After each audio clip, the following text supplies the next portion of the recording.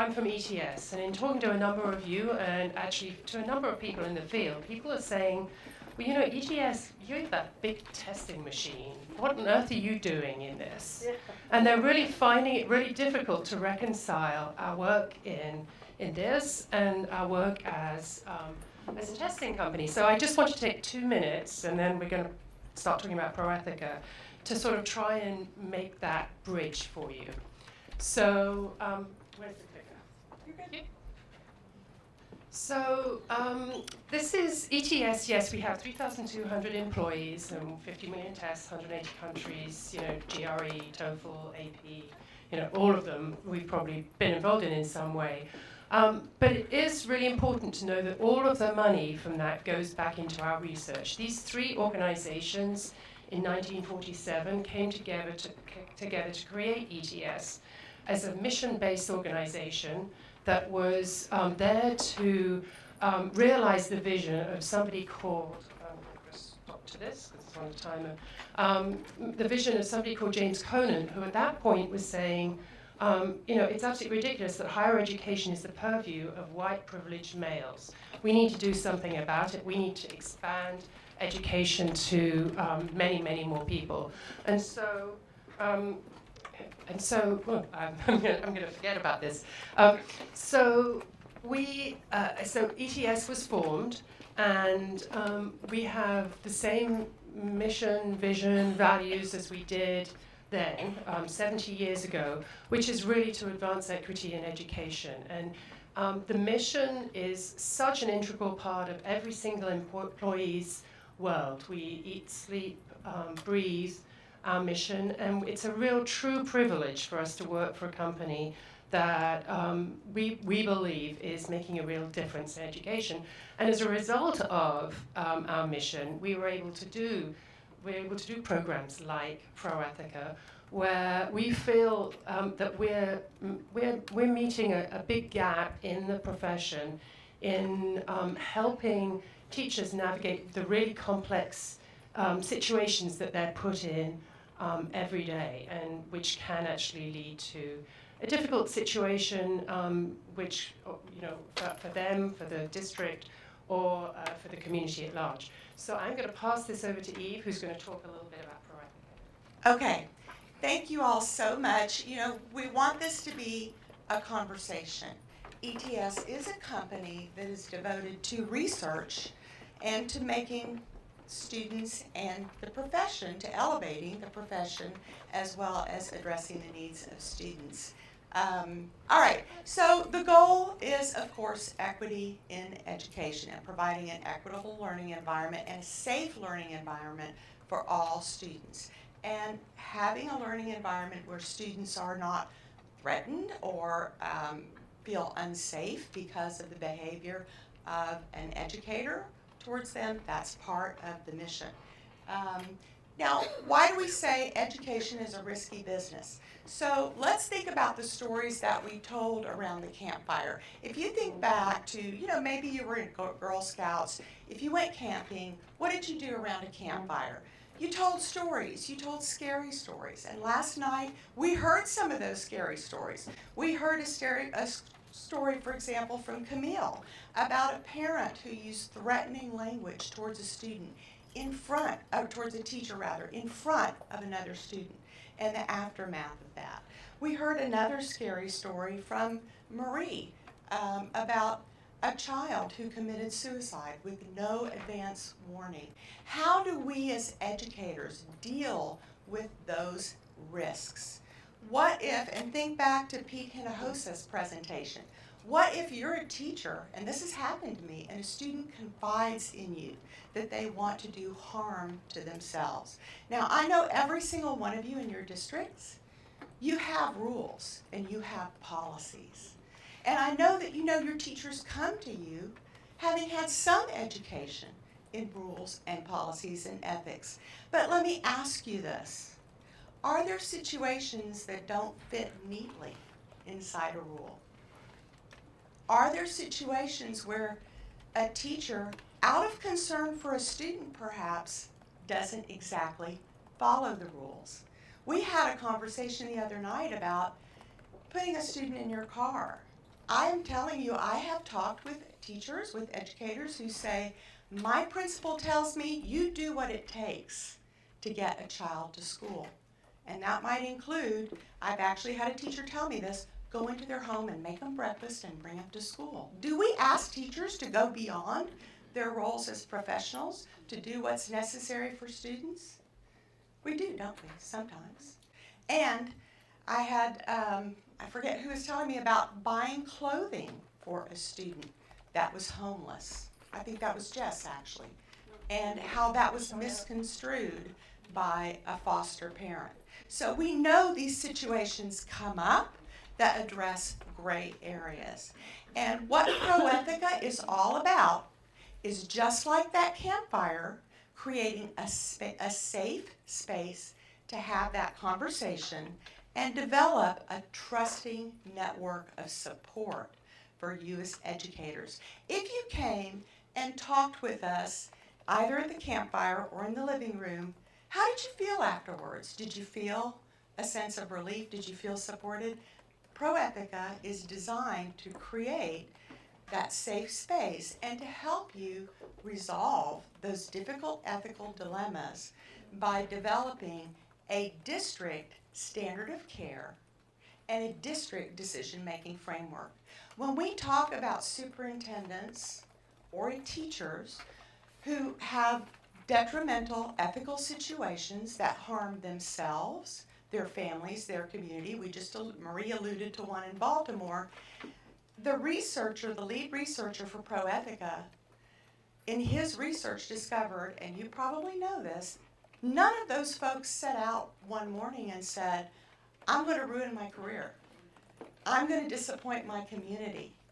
I'm going to do something that is counter to all of my goals as an educator. Instead, what the research shows is that it's one of those poor decisions. How many decisions do you make as a superintendent on a daily basis? How many decisions do teachers make as they interact with students? Research tells us that on a daily basis, an educator might make more than 3,000 decisions, and each of those decisions has potential for risk. And one poor response, and you've probably seen this, can escalate into a call to the principal, into a grievance to the school board, or something that's detrimental to a career. Now, what ProEthica provides for you is a blended model of instruction that combines online video modules with conversation guides. And it's designed not to be a one-shot approach to professional development around educator ethics because, again, we're faced with so many different scenarios. And in fact, you're going to get a chance to experience one here in just a minute. So ProEthica's goal is to provide you with long-term professional development that will sustain change in your district and develop an open and collaborative culture of discussion around those difficult decisions, just like what we did in the campfire, right? Have a safe space to have those difficult decisions, or conversations rather. In districts that have implemented ProEthica, and there are actually districts across the country that have used this program, these are some of the comments that we get from educators. Whether it's San Antonio ISD here in Texas or College Station in the Houston area, districts in Georgia, at the state level actually, ProEthica has been implemented in Delaware, in Jefferson County, Alabama.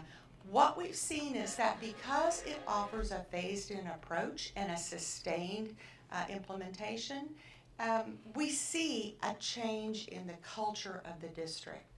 So often, situations that end up in the newspaper are actually situations where people in the school environment were aware that there were ethical problems, that there was misbehavior, there were transgressions, and yet they did not feel comfortable talking about it with anyone. When you have an open and collaborative culture of discussion about these difficult decisions, it's less likely that someone can get away with activities that are inappropriate. And again, that's part of the goal. So I just want to share with you before we launch into the scenario, with ProEthica, you do have data, you have progress monitoring data, so that you can see how teachers and campus principals are progressing through those modules. Through the program, they'll have 7 modules in year 1, they'll have 7 modules in phase 2, and then conversation guides in phase 3 that allow you to have that sustained culture of change. And as a campus leader or district leader, they all can view the data. And teachers' feedback is gathered both through surveys as well as through those conversation guides. So the question that I would like to ask you now is, what are you doing to help your teachers navigate those gray areas? And we'd like to ask you to actually participate in one of our scenarios. So the first thing that we're going to do, Janet, if you'll help me out there, is just pop into the program and let you view one of the scenarios that involves a teacher who, clearly, let's go to, professional educator, module 2. Okay, teacher who clearly needs some support. And if you'll just go to Reflect and Explore, Amanda Carver, and hit launch.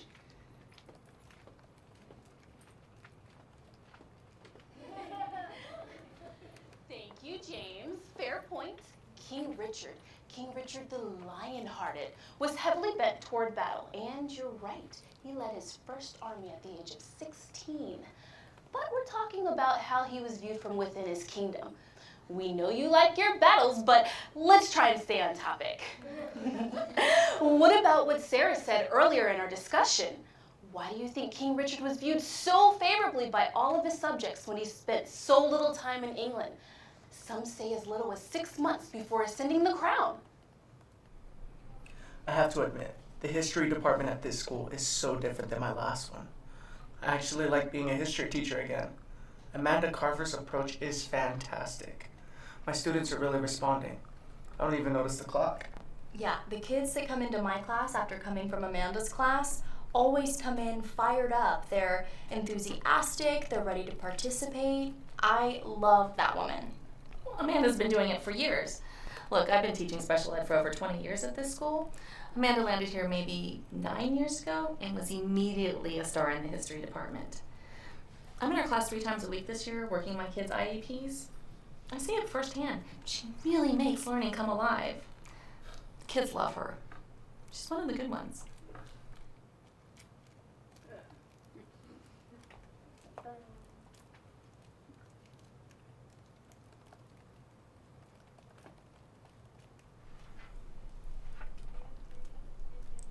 Just look it up in the book, Sarah. Everything's in the book. So you see a change in Amanda's Let's talk attitude, with behavior. Amanda. Have you guys seen her lately? I mean, I may not be the most put together person in the world, but I come to school with clean clothes and I'm showered. No bedhead here. Yeah, something's not right. Has anyone asked her if she's okay? She just looks exhausted. She keeps showing up late. I've had to cover for her a few times already.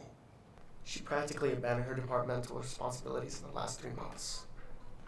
She just seems less responsive, less available, less engaged. Just all around less. What about the kids in her classroom? Guys, I see it too. She's leaving school earlier, she's not tutoring anymore. In class, she's less tolerant of her students. They're coming to me now in class to complain. They want the old Amanda back. I've seen this before, just never in Amanda. Barb, you're closest to her. Should you do something? No, I'm sure she's just in a funk. Maybe she's just going through something at home. She'll be fine. It'll pass. It's Amanda. Now, when you look at that scenario, do you see a teacher who's struggling and might need some support? Any comments, any reactions to what you see there? What is the ethical dilemma that as a campus principal or even a district superintendent you might have to deal with here? Anyone care to share that?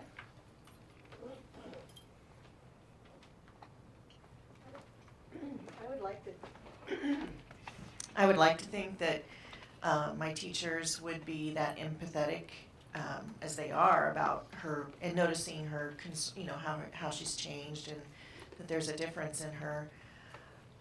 I'm going to be kind of honest though, and unfortunately I'm afraid some of our teachers that I deal with right now is instead of being empathetic, they become angry at that person and then they begin to exclude them. And yes, there's usually somebody in the crowd that'll say, I'm gonna, let me see what I can do. I'll see what I can, who I should talk to or whatever. But unfortunately, I think bitterness starts to grow from that. And when nothing is done, the bitterness gets bigger and bigger and bigger. And is that, Vicki, thanks for that comment, is that something that can in turn affect the campus culture and potentially student achievement? Michaela told us a story about her daughter's kindergarten teacher, and I think you mentioned the word cried in that story. The teacher cried 3 or 4 times as you talked her through the year and acknowledged that your daughter didn't receive the education that she needed in kindergarten. She didn't receive the experience. So what is the responsibility of the principal? What is the responsibility of the colleague or the superintendent in dealing with that situation? And that was the question we placed in the thought exchange, actually, was to get you sort of thinking about, what is that tension between your professional responsibility and your personal care and compassion. And I will just share with you from that thought exchange that we got some really interesting responses, and we actually identified the responses that were the hot topics. And the hot topic there was to balance wanting to help someone, your compassion for this teacher, with the proper rules and boundaries. And that's exactly the kind of conversation that ProEthica is designed to elicit, because through watching this scenario, teachers will then respond to some online questions. And by the way, all of these scenarios are based on authentic case law with documentation to support them. So let's take a quick look at what each of the colleagues might say in response to this. Life happens. I wouldn't want anyone poking around in my personal business, bedhead or not. Anyway, if it turns out to be a real problem, the administration will deal with it. Okay, let's look at Barb's perspective. Let's just kind of skip here for a minute. She'll be fine. It's Amanda. This woman single-handedly made history class cool at this school. Let's let her work it out on her own. So I've given each of you a little card, and the card has our acronym ProEthica, which stands for the decision-making framework that that is research-based. It's based on the Model Code of Educator Ethics, which you may be familiar with. This is what we help teachers and campus leaders use as a framework for decision-making, because our goal is to help you develop your district standard of care. And if you just take a quick look at that card, and we can actually see it if we get back there in the software, you'll see that we give you some guidelines, okay? Promoting solution discovery, risk mitigation for the educator. We can see there are risks in this situation. Objectivity and neutrality. Are Amanda's colleagues being objective about her behavior, or are they seeing her through the lens of the way she taught previously? Is student welfare ensured? Okay. Is there transparency in actions and communications? Are we honoring the boundaries of role, time, and place? And is the integrity of the profession promoted by the educator? These are designed as simply a lens through which to discuss this situation. I'm going to give each of you a different perspective, a little bit additional information about Amanda. And I'm going to ask you to talk in maybe groups of 3. So if you're at your table, if you're at a table by yourself, maybe pair up with somebody. I'm going to ask you to read this additional bit of information and share with your colleagues, how would this change your perspective on what you, as a colleague of Amanda's, as a principal or a superintendent, handle this specific situation. And then we're going to come back and quickly share. So you'll each have, there are actually 3 different additional bits of information. Discuss that quickly, and then we'll come back and share. Let's take one of the additional pieces of information. So scenario number 1 was Amanda confides in Barbara that she had ended a personal relationship with the assistant superintendent in the district, and he's been bothering her. Barbara is close friends with the assistant superintendent's ex-wife. Who had that scenario, number 1? Who had that one? Okay, so how, if at all, does that change how you might react to this particular situation? Anyone care to contribute there? Came up with a solution. But what we all did say was that our teachers, or at least I know my teachers, would definitely have not let it go that long and would have asked Amanda what's the problem, because she's a teammate. And if I know that they would have gone to the school counselor, they would have done something to start the process. It wouldn't have lasted this long. But that, this is a person in power that she's had a relationship with, and now who does she go to? And if she files a grievance through the board policy, we don't know the superintendent's involvement and principal. It's a difficult situation, so we didn't come up with a solution. But it gave you a different set of options that you might pursue.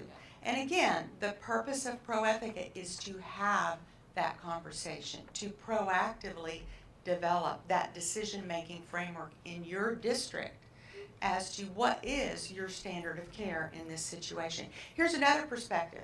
Faculty meeting. Principal announces that nominations for Teacher of the Year are being reviewed at the district level, and he's hoping that Amanda gets recognized this year. He sings her praises and the teachers applaud. How does that change the perspective on this scenario? Our question was that meeting before or after? That's after. So he's singing her praises even though he's been in her classroom and seen her acting that way? Do you think he's been in her classroom and seen her acting that way? I would sure hope so. And so there's another issue, right, that's just come up, is that if the principal is so out of touch that he's not recognizing or she's not recognizing that we have a serious situation here with students not receiving the instruction that they need, then you've got another perspective on this issue. Maybe it's not, maybe it's time to have that conversation with the principal and make him aware.